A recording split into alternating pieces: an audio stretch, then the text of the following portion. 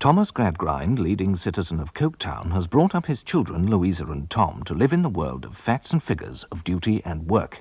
It's a philosophy he shares with his friend, Josiah Bounderby, another hard facts man who owns the mills of Coketown and whose machines rule the lives of all who live there. Once a circus came to town, bringing the world of fantasy and imagination to their cold lives. And Gradgrind took into his house one of the circus children, Sissy, abandoned by her father, a circus clown. But that was 5 years ago. The circus has left the town, and Louisa has become a young woman in her father's image.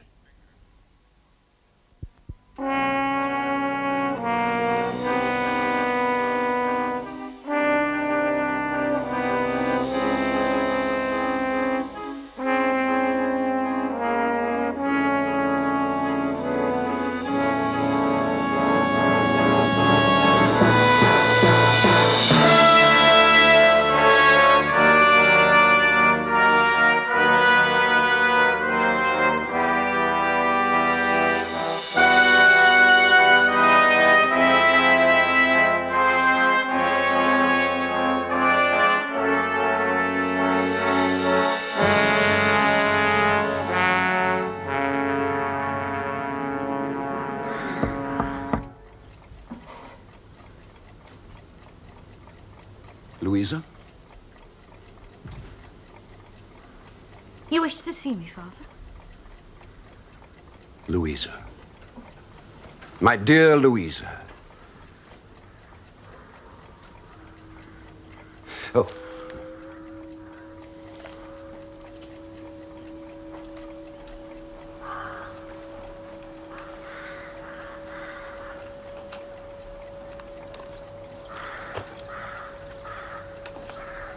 I do wish to speak to you, and I am sure you will listen with attention to what I have to say.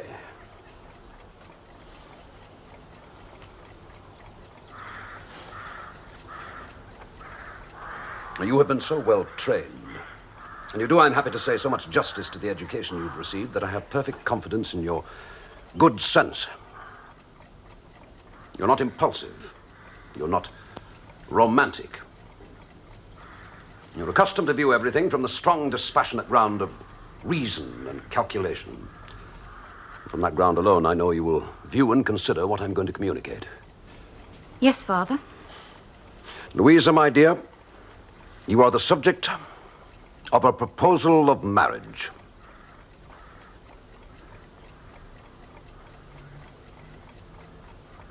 A proposal of marriage, my dear.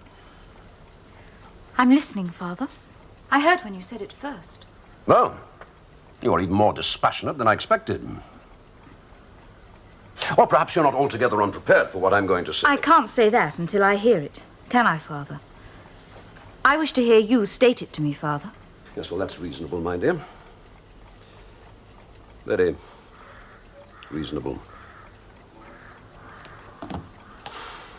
Well, in short, I have undertaken to inform you that Mr. Bounderby has watched your progress with great interest and pleasure. And now he offers his hand to you in marriage. That time to which he's so long and with great constancy looked forward is now come. And he has asked me to express his hope that you will consider his offer favorably.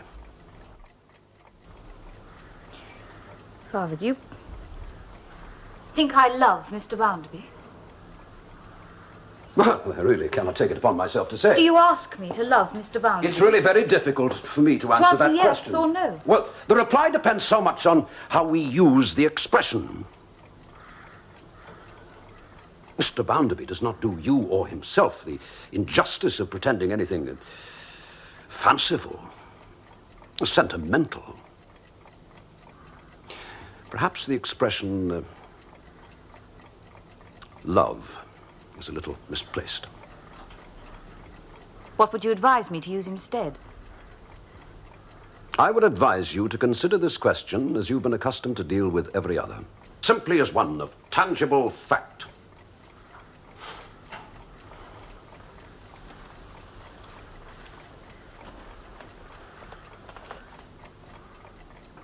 Mr. Bounderby is, to use round figures, 50.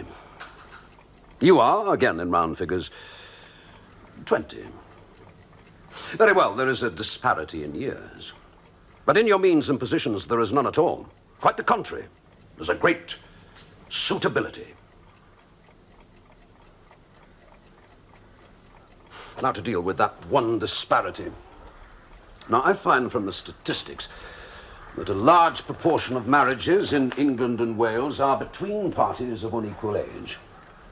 And in 3/4 of these instances, it is the bridegroom who is the elder.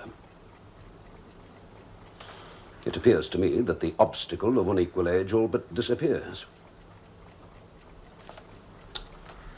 So, the fact you have to consider is simply, Mr. Bounderby asks me to marry him. The sole remaining question is, shall I marry him? Shall I marry him? Precisely. I have now stated the case, as such cases are usually stated among practical minds. The rest, my dear Louisa, is for you to decide.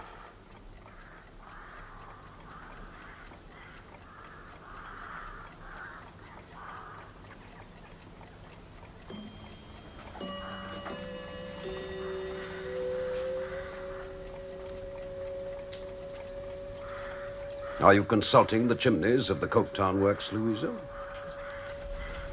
There seems to be nothing there but languid and monotonous smoke. But when the night comes, fire bursts out.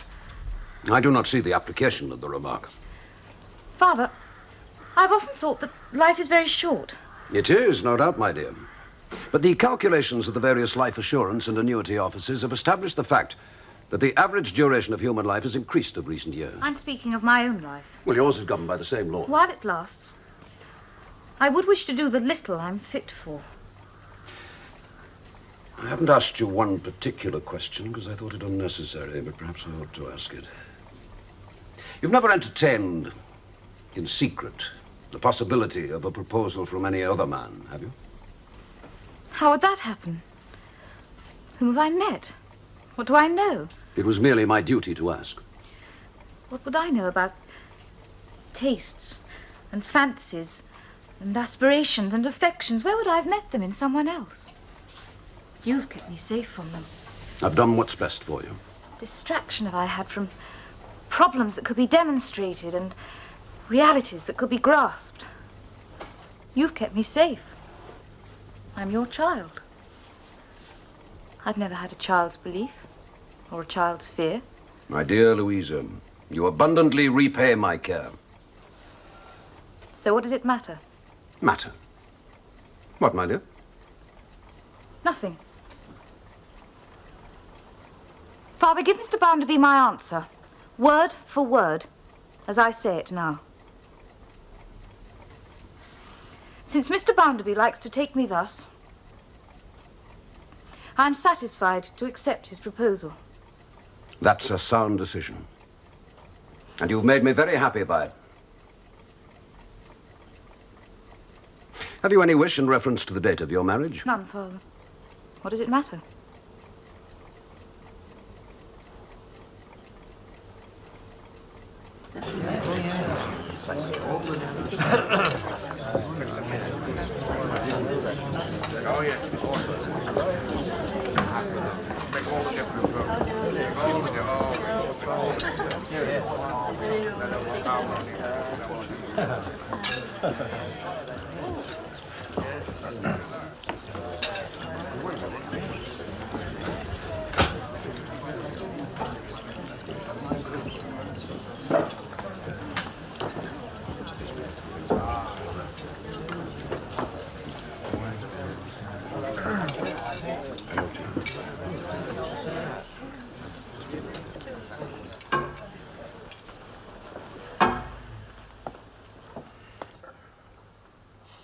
My family and friends.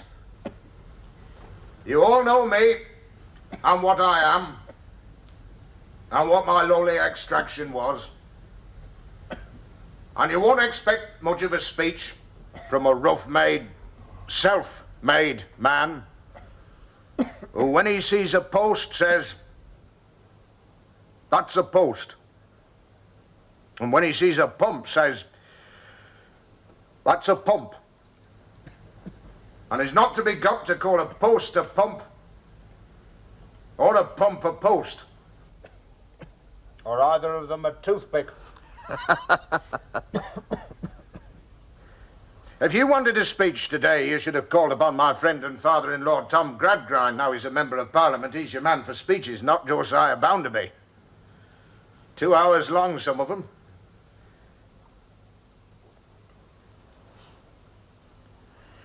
But as I look around this table today and reflect how little I ever thought of marrying someone like Tom Gradgrind's daughter, when I was a ragged street boy who never washed his face once in a fortnight, and then at the street pump. When I reflect that, I think I've a right to be excused speeches. I feel independent. I hope you like that. If you don't, I can't help it. I've long waited for this day. I've watched the bringing up of Tom Gradgrind's daughter, and I believe that she is worthy of me. At the same time, not to deceive you, I believe that I am worthy of her.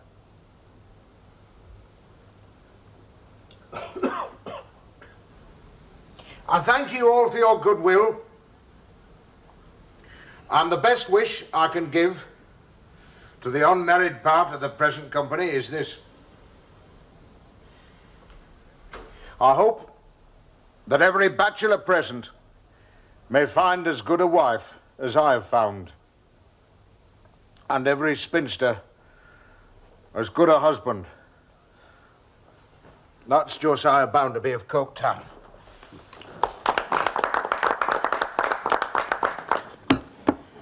Very jolly brother-in-law. Uncommonly jolly. What a girl you are, Lou. Such a first-rate sister.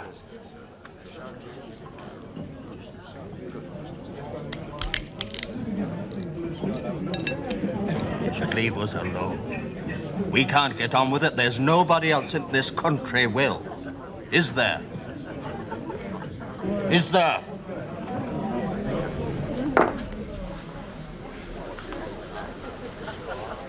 Would you like anything, Mrs. Gradgrind? Oh, I thought this wedding was one of those subjects I'd never hear the last of. Oh, no, Sissy, please, don't touch my right shoulder. There's something running down it all day long. Would you like some more port? He really is a great worry to me. I don't understand, Mrs. Gradgrind. Whatever am I to call Mr. Bounderby now that he's married to Louisa? I must call him something. It's impossible to be constantly addressing him and never giving him a name. I can't call him Josiah. The name is insupportable to me. Mr. Gradgrind won't hear of Joe. Am I to call my own son-in-law Mr.? Oh, I should be worrying myself morning, noon, and night. What am I to call him? Mrs. Sparsit, ma'am.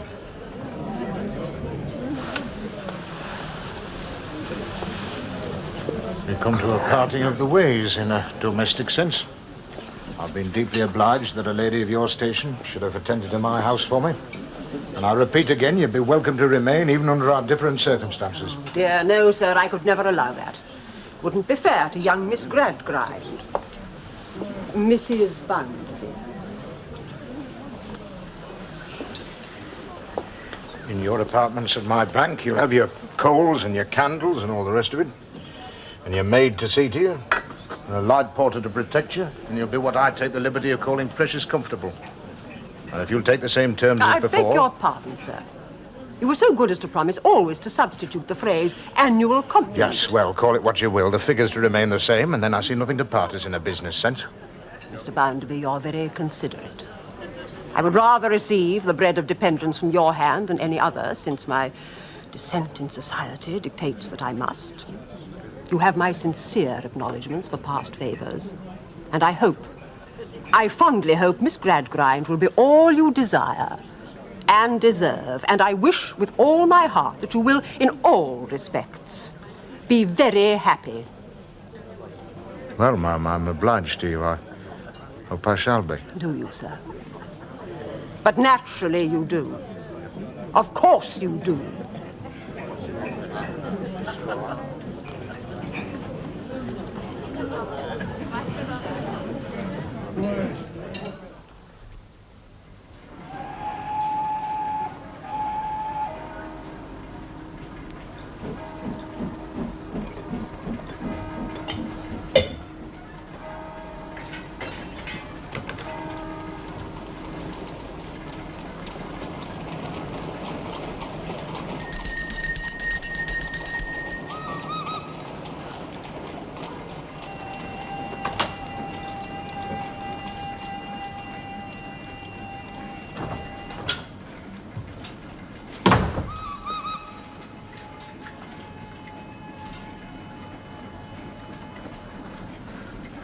I haven't forgotten the plum preserve, Ma'am.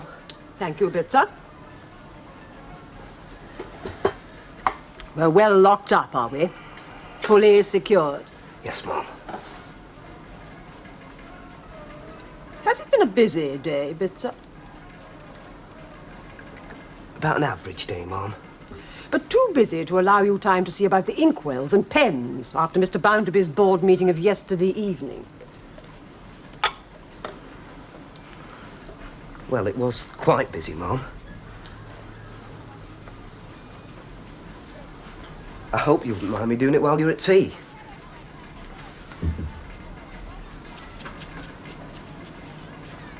You usually have some questions to ask, Ma'am. I like to make all my time useful. Twice over when it's possible. What news have you today? Anything more about this uniting and leaguing among the hands? There are more meetings planned, I know that much. I'll have the military in the streets if they pursue their greedy pestering. Mr. Bounderby is fast losing his patience. If he locks them out, it wouldn't surprise me. I don't understand them. It's their improvidence that keeps them so low. Look at the size of the families they expect to keep. In the matter of other people's children, Bitzer, are all our clerks continuing to be trustworthy, punctual, industrious? Mostly, Ma'am. With the usual exception. I regret young Mr. Thomas very much. His ways are not right at all. Bitzer, did I ask for names? And I'll say an individual, Ma'am. From what I can see, this individual is a dissipated idler. If you'll forgive the term, my lady. And he wouldn't be allowed in the bank another minute if it wasn't for a friend and relation at court. He drinks and sports and gambles. And that friend and relation knows it as well as I do. I only hope this friend and relation isn't the one who supplies him with the means of carrying on. Otherwise, Ma'am, you know whose pocket that money must come from. And that would be a pity. I may say it's a pity, Bitzer. Bitzer?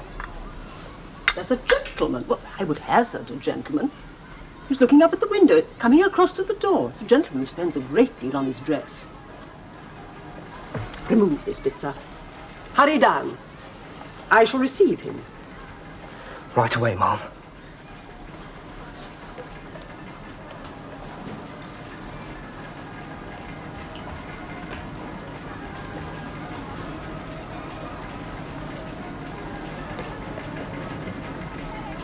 Captain Harthouse, Ma'am.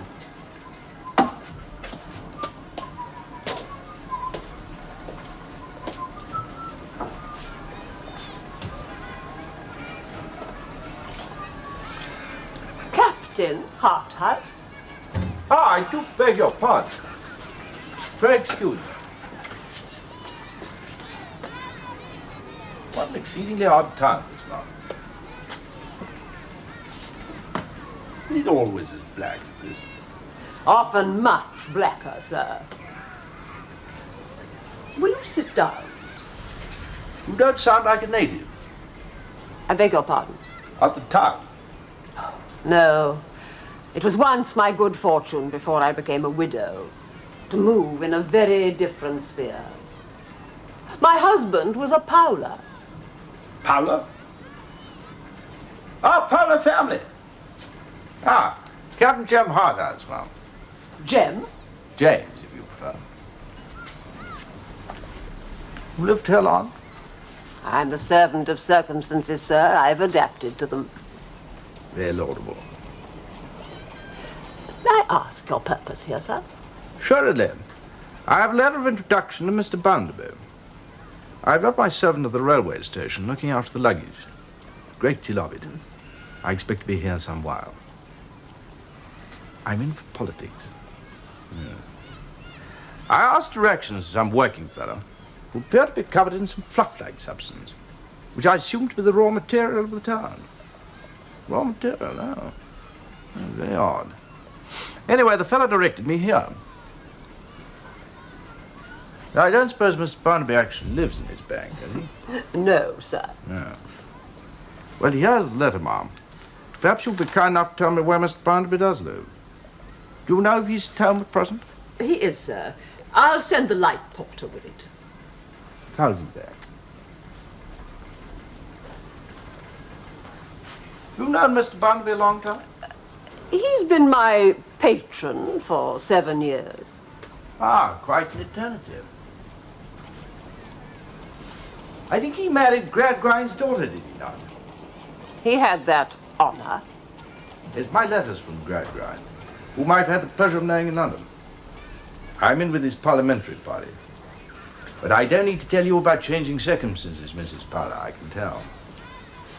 Now, because of this damn new parliamentary setup that these other fellows have saddled on the country, one or two of my kind think that we ought to make sure of our representation.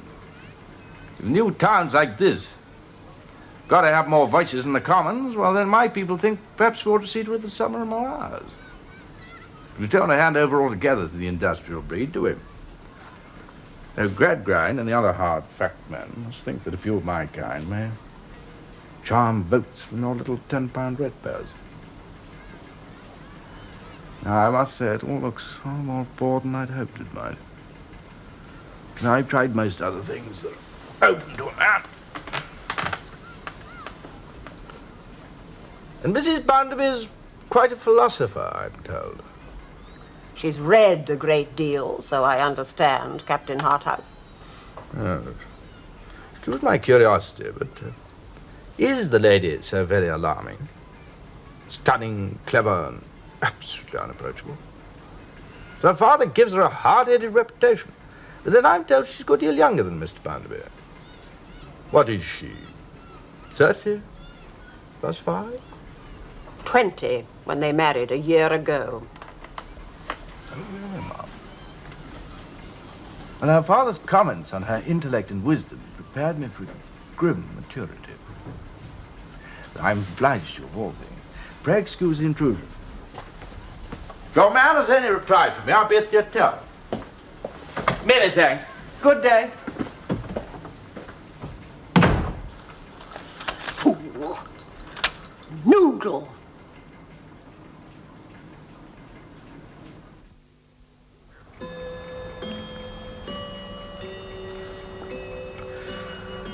I suppose you've heard a lot of talk about conditions in our mills. Some of these fancy London publications are full of it, so I hear. We've had such a plague of meddling inspectors lately, it's been a wonder we've got any work done at all.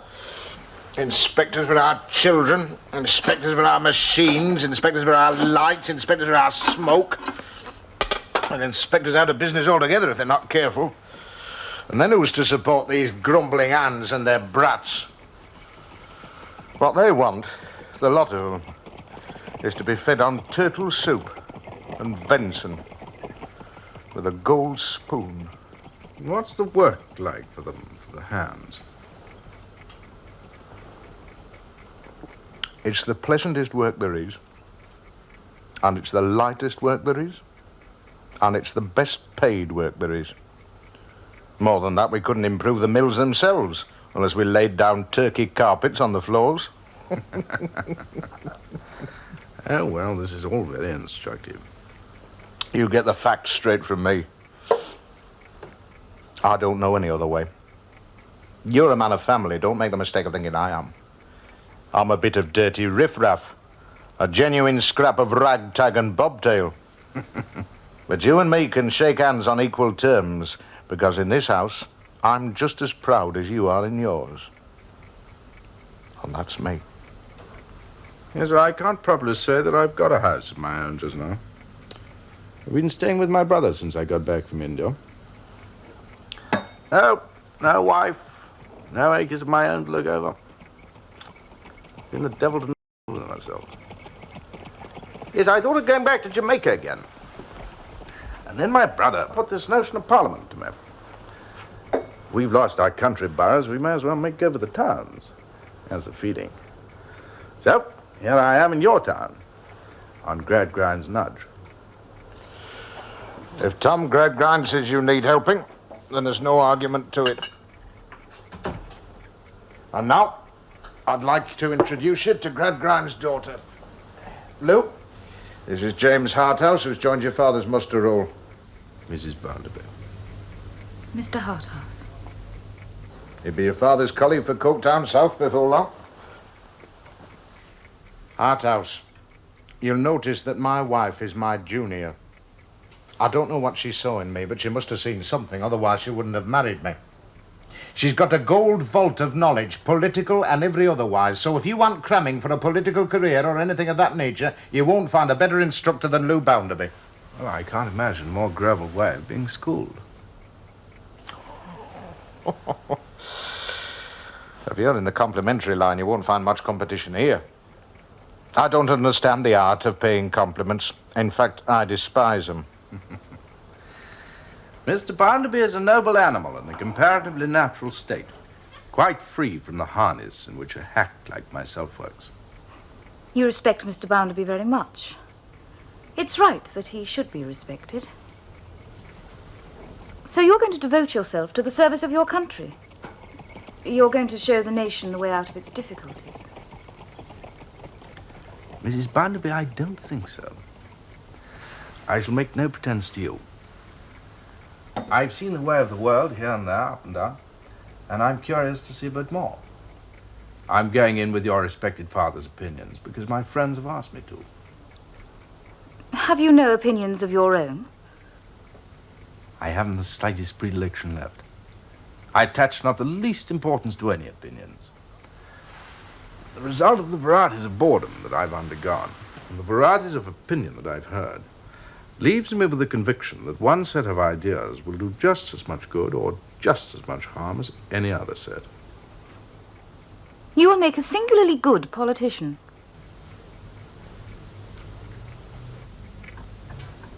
A heapeth of stewed eels, bought in the street and ate in the street. That was little Josiah Bounderby's dinner. I was 10 years old before I tasted meat. And that was sure to be horse. I expected it to be horse. Washed down with the water they used for laying the dust. What do you think about that, eh, Harthouse? No water from the dust cart in your upbringing, eh? No such advantage, sir.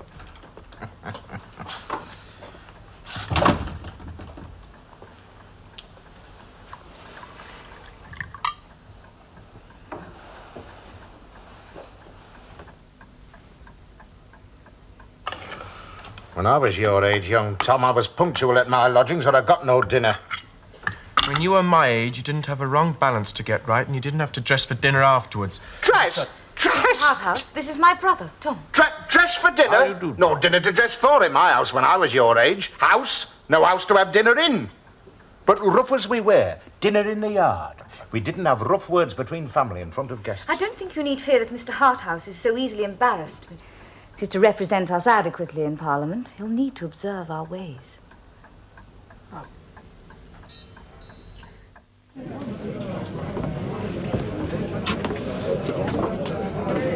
All Stephen's here. Oh, Stephen, you know every man here? Except Mr. Slackbridge, who's a delegate for our district. And he's come specially tonight to over your case. We asked for him. Because you made it hard for us. Every man on this committee has grown up with you, worked with you. We've asked you privately. Begged you to join the union. You're the one man in your work who's outside.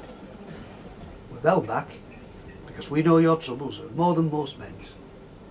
But we've a duty to our rules.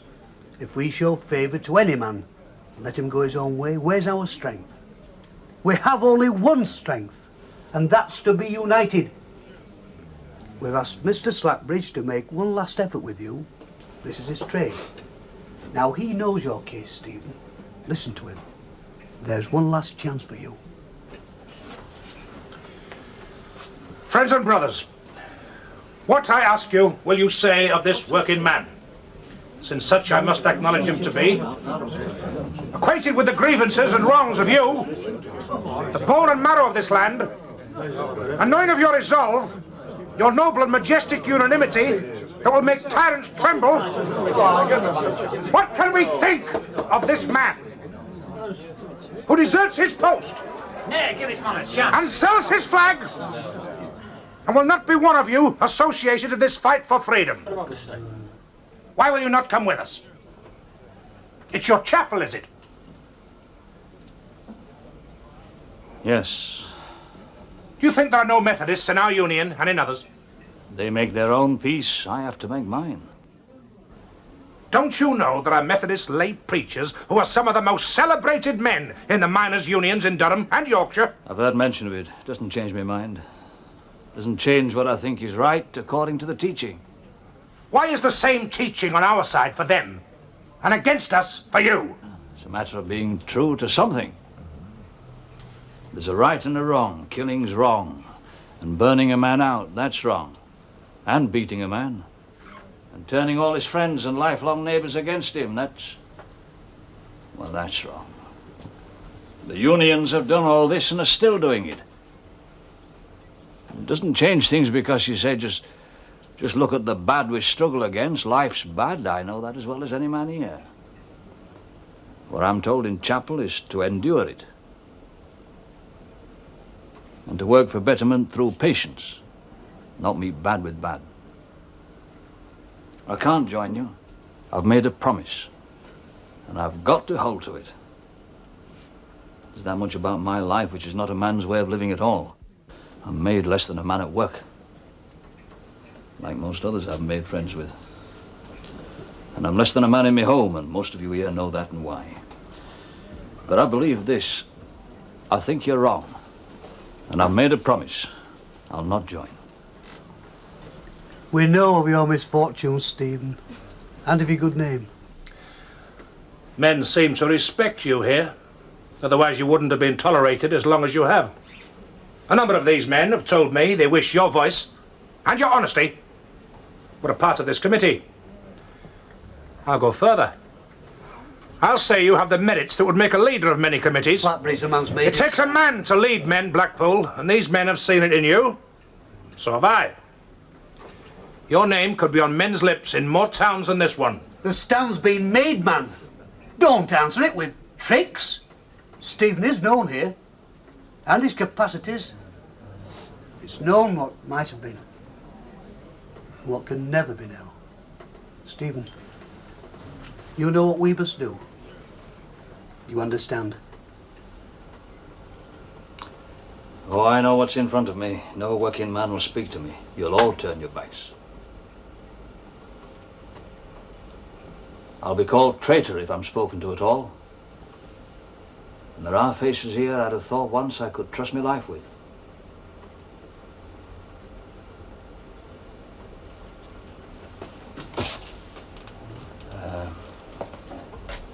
I will ask one thing. It's like when this is put to all men that there'll be someone who'll say I shouldn't be allowed to work, and there'll be a call for a turnout unless I'm put out of factory. I'll remind you that you were once my friends. And I'll ask you to use your voices if that call's made. Your work can't stop it. I've no hope but me work. That's all I've got to live by. And I'll do it solitary.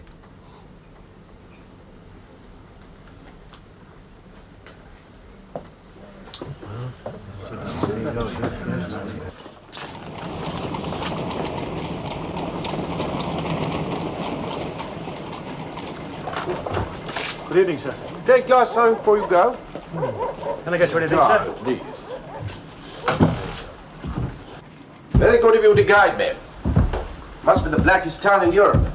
I'm sure I'd have ended in your canal without you. Glad to be of service, Mr. Harthouse. The name's Jem, Tom.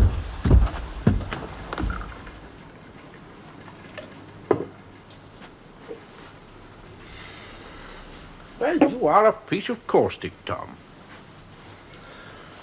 What a very comical brother-in-law. Old Bounderby's a ridiculous sort of brother-in-law. Ridiculous old Bounderby. As old is the word when you see him beside your sister.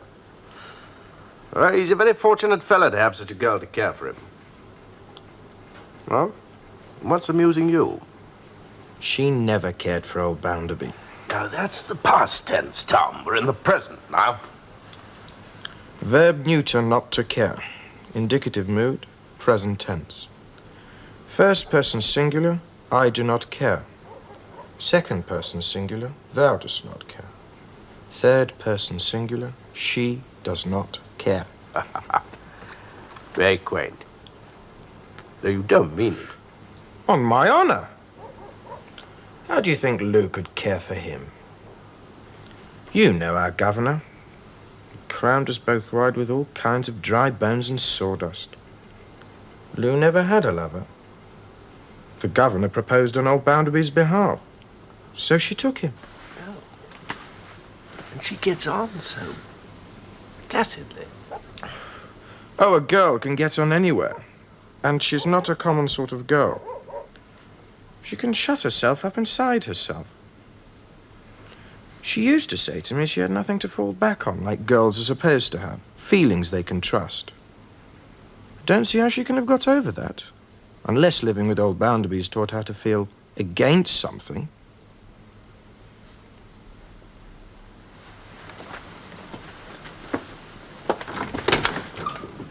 Waiter!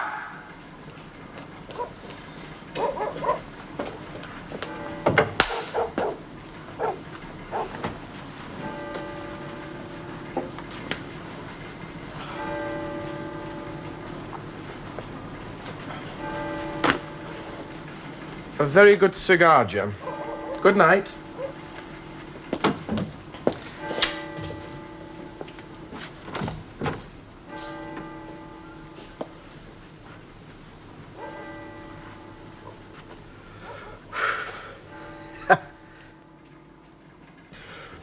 Come to your senses, man. You can be protected. I want to hear about this fellow Slackbridge. Is someone in the town stirring up the people to mutiny? We can have him transported. I'm as sorry as you are, sir, when the men's leaders are bad. They take those that offer. They're all scoundrels. And these are the men who are shunning him. No, ma'am, they're not what you call them. Oh, they've not done me a kindness, as I know and feel, but they believe they've done their duty by each other. I've known them all my life. God forbid I shouldn't stand by them with the truth. They're true to one another, even to death. Be poor among them, be sick among them, grieve among them for any of all the many causes that carry grief to a poor man's door. And they'll be tender with you, gentle with you, Christian with you. Be sure of that, ma'am. If you just favour me with your attention, sir. In short, it's because they're so full of the virtues that they've cut you adrift, is that it? They're faithful to one another. How it is that what is best in us turns us most to trouble and misfortune, I don't know. I can't think the fault is all with us. Fault?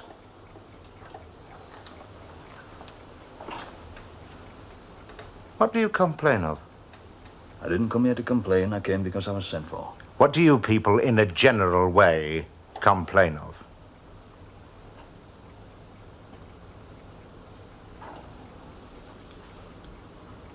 Look around the town and see what wealth is being made here, but not by us.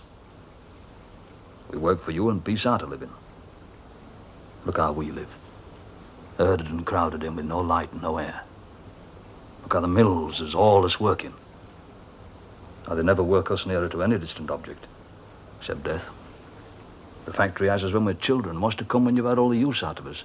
We're to finish in the workhouse where men are set apart from wives, and where the feeding and the labour and every hard minute are meant to punish us. And for what? For nothing except for having nothing. Look how it's all grown, bigger and bigger, harder and harder, from generation to generation. And how do you people propose that this should be set right? I don't know. It's for them who are put over us to repair it. What do they take upon themselves if not to do it? I'll tell you something towards it at any rate. We'll make an example of half a dozen slack bridges. We'll have the blackguards indicted for felony and shipped off to a penal colony. Don't tell me we won't, man. I say we will. Sir, if you were to take 100 slack bridges or 10 times 100 and saw them into sacks and throw them in the deepest ocean there is, you'd leave the muddle untouched. I can't tell you what'll better all this. Can't tell you what'll never do it. The strong hand will never do it. Victory and triumph will never do it. Making one side unnaturally awless and forever right, and the other awless and forever wrong, that'll never do it. And letting things alone will never do it. But most of all, rating people like so much power and regulating them like machinery or figures in a sum as if they're without likes and loves and memories and hopes. Well, that'll never do it. Till God's work is unmade. Just stop a moment.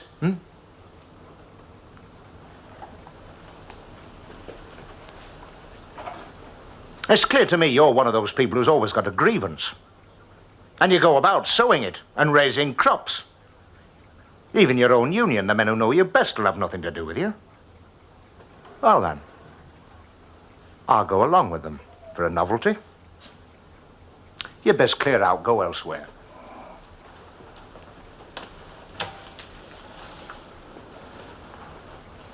So you know well, if I can't get away with you, I can't get it elsewhere. What I know. And what you know, you know.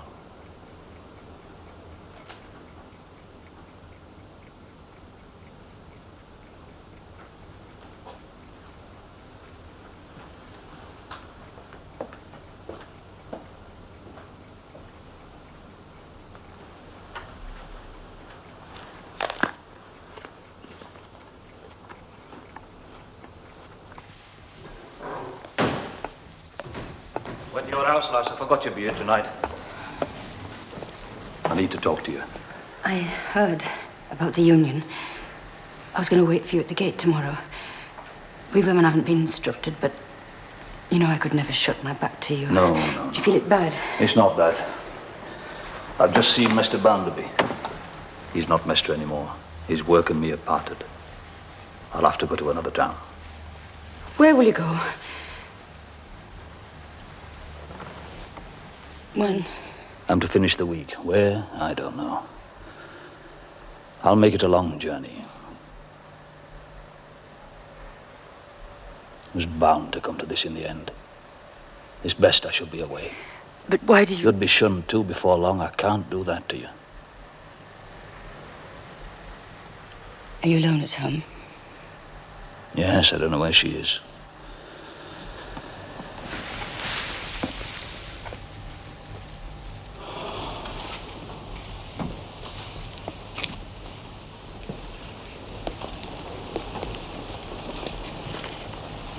I'll come home with you.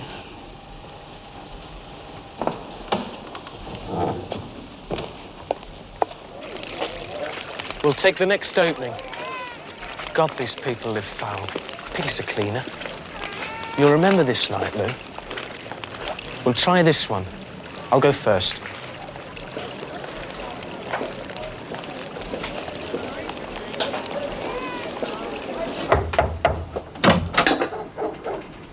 Will you come in, Mrs. Bounderby? Will you sit down? Sir, if you please.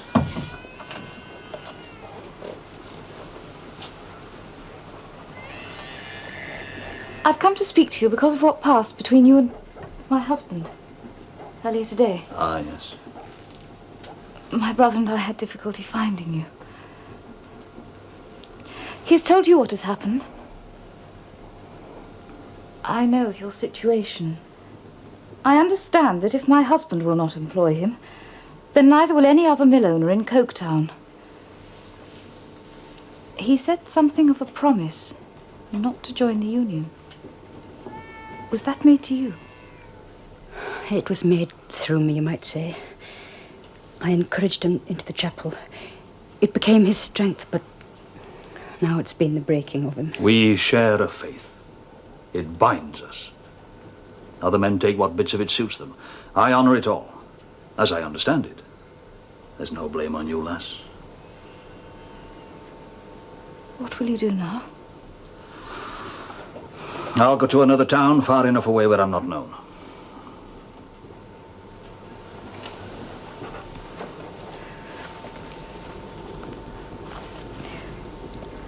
Will you take this freely as a gift to help you?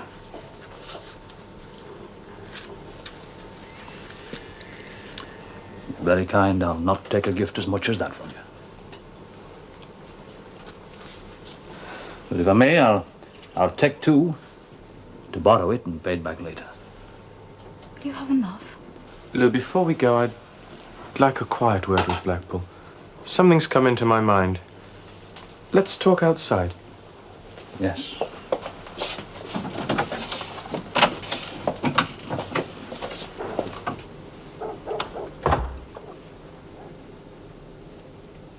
You're very young, Mrs. Bounderby. You have a life in front of you. I hope you have it happy, to fit your kindness. Me and Stephen, we're getting old. He's tired enough already. We will take this separation very hard. Some say we should have claimed each other's company much closer a long time ago. There is a love between us. That other way, that's not ours, you understand? There is love. I believe you. You'll know our fellow Bitzer again, our light porter at the bank. The one who fetched you to Mr. Bounderby's. You will know him again, won't you? Yes, sir, I'll know him, yes. Well, look here. When you leave work overnight between now and Saturday, just spend an hour or so in the street near the bank. You just wait about there, do you understand? No need to approach the door. Just wait about where Bitzer can see you, in case he has a note or a message for you. Do you follow? Yes, I follow you. I don't quite understand. You just wait about as I say. If I can do you this service, Bitzer will give you the message. You follow? Yes. Don't forget now. An hour every night, that'll do. Right, sir. Thank you, sir. All right, Blackpool, that's all. Louisa?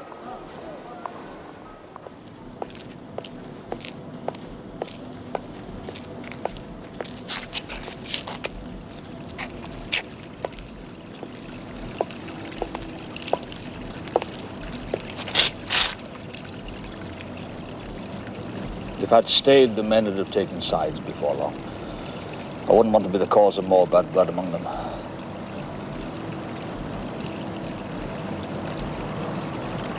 It's a muddle. But I'm lighter of mind than I could have believed. Heaven be with you. Heaven thank you and heaven reward you. And may it bless you in all your wanderings and bring you peace and rest at last. I'm at peace, Rachel. You've changed me from bad to good. You saved me soul while I'm still alive. The good is in you, Stephen. No. Do you remember a time, one of the worst times, when she was half dying, we thought, in my room? Do you remember that night? I wanted her dead. I thought of murder. But I saw you and your goodness there beside the pain and the temptation, and never again will I think or see anything that angers me. But you'll be there beside it.